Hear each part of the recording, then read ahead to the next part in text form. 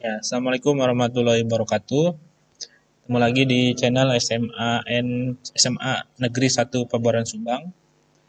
Ketemu lagi dengan Bapak di mata pelajaran Bahasa Indonesia untuk kelas 12. Ya. Hari ini kita akan membahas tentang unsur kebahasaan dalam surat lamaran pekerjaan. Tapi sebelum dimulai, jangan lupa di subscribe, like, komen, dan share channel YouTube sekolah kita agar makin berkembang dan makin semangat membuat video untuk video selanjutnya. Nah, di pertemuan sebelumnya kita sudah membahas tentang ini ya, sistematika isi dan sistematika. Ini materi kita yang kemarin kita sudah bahas. Nah, sekarang materi kita yaitu tentang ini ya, unsur kebahasaan dalam surat lamaran pekerjaan. Pertanyaannya apa saja sih kebahasaan yang ada di dalam surat lamaran pekerjaan, atau bahasa seperti apa yang harus digunakan dalam surat lamaran pekerjaan? Ini tentu berbeda dengan bahasa ketika kalian membuat surat pribadi ya.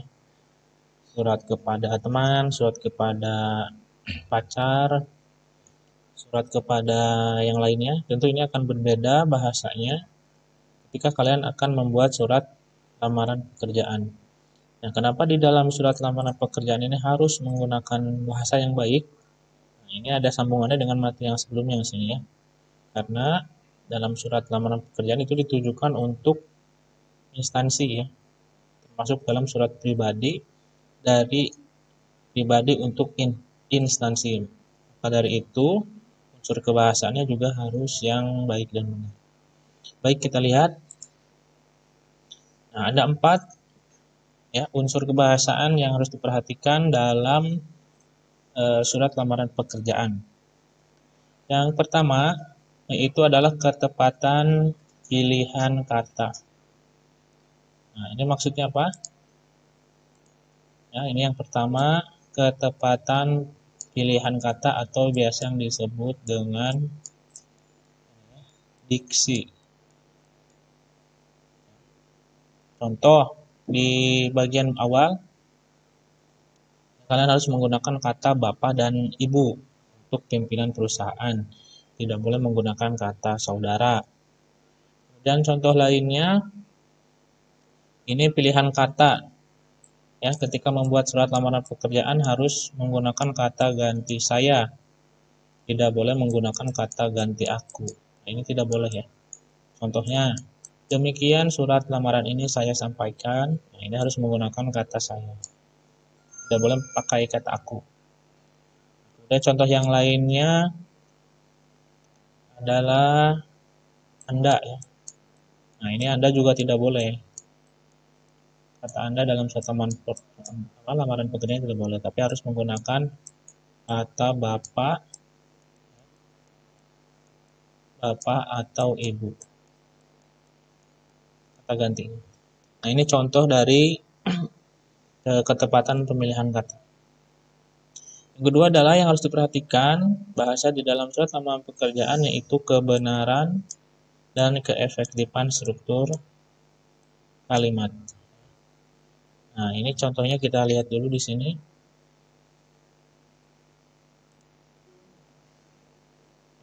Contoh ini ya.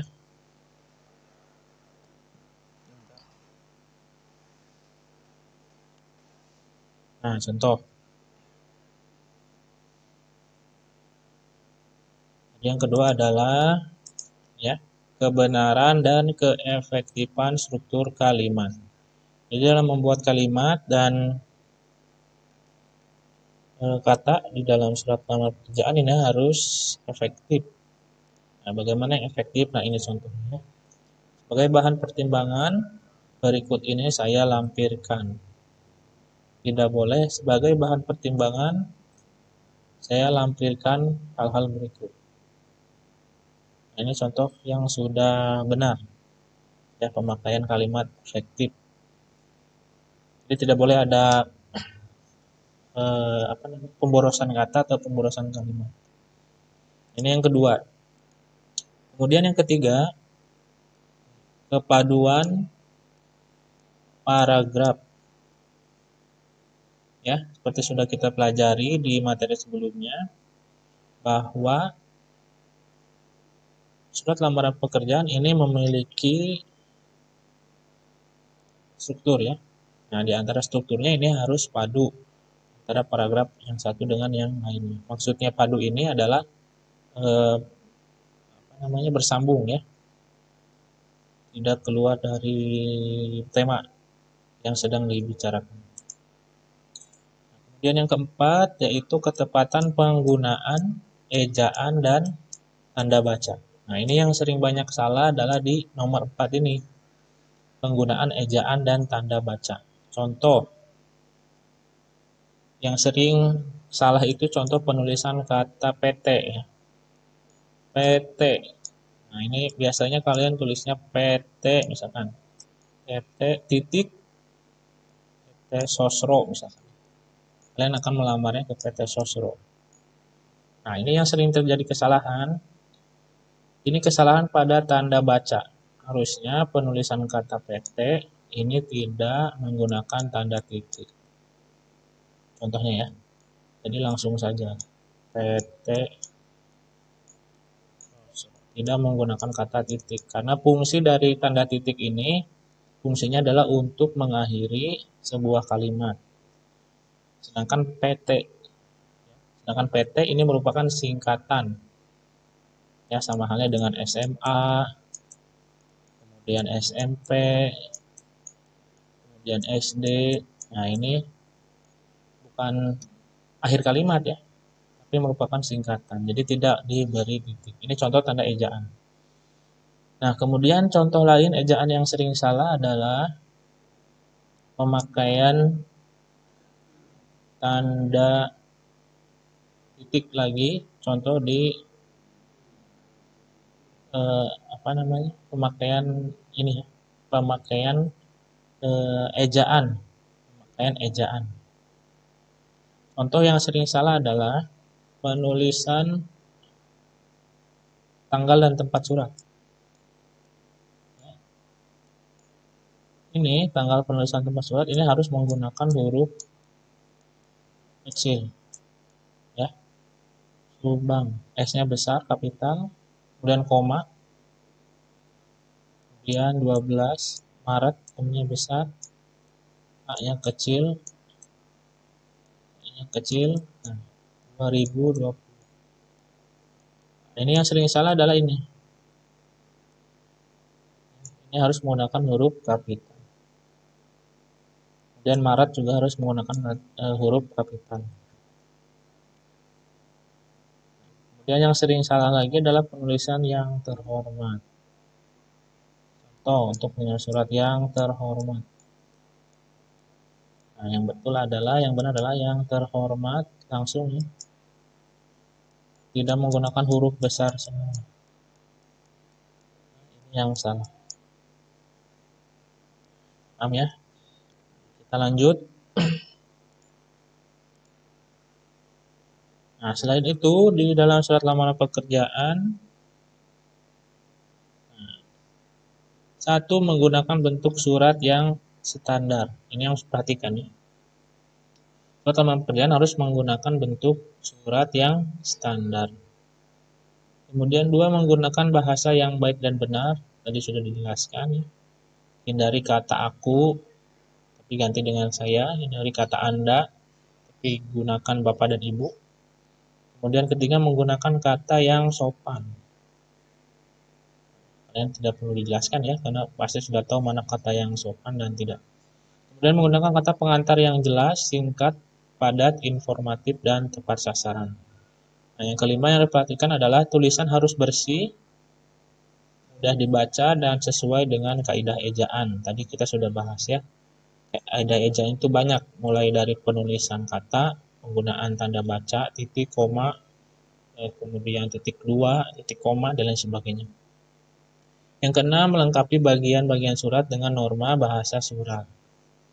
Ya, penulisan unsur perihal, tempat tanggal surat, alamat surat, salam pembuka, isi surat, dan salam penutup, tanda tangan, dan nama terang.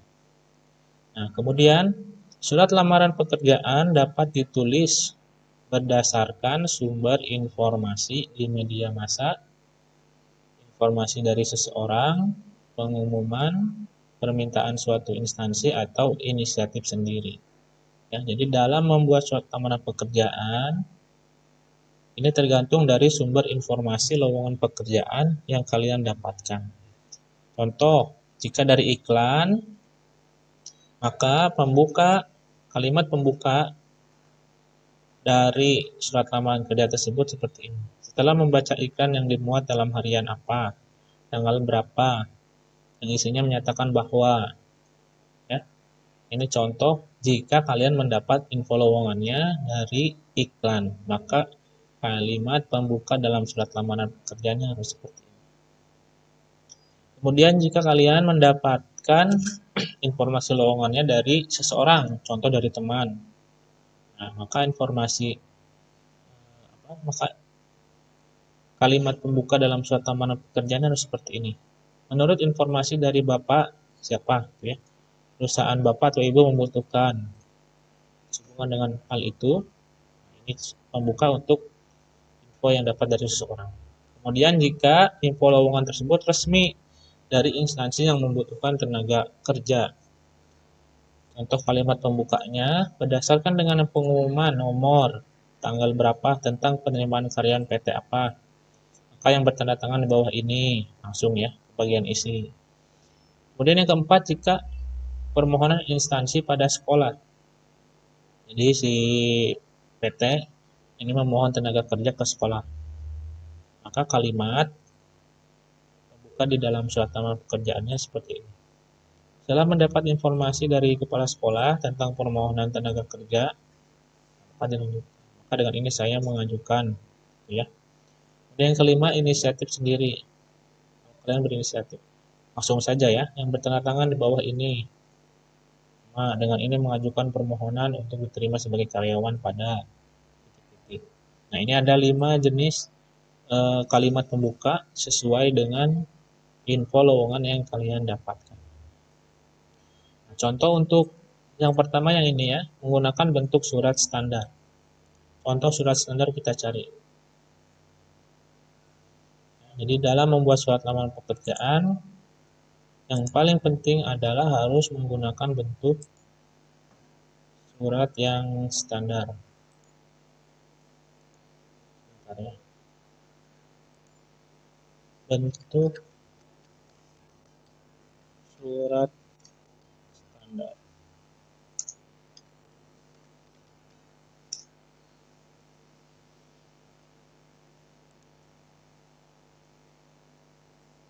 Nah, ini contohnya ya.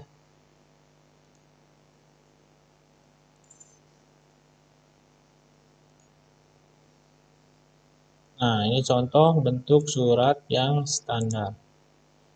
Biasanya menggunakan bentuk yang ini, gambar 5 ya. Bentuk setengah lurus. Kalau surat pribadi tidak usah diberi kop. Ini biasa nomor 1 ini isinya kop. Nomor 2 tanggal. Bentuknya seperti ini, nomor 2 tempat dan tanggal ya.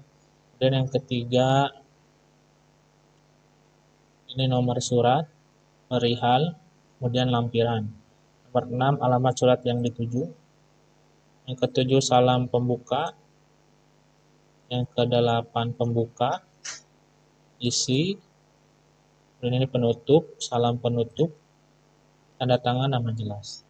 Ini bentuk surat yang standar. Tanggal dan tempat surat diposisikan di sebelah kanan atas.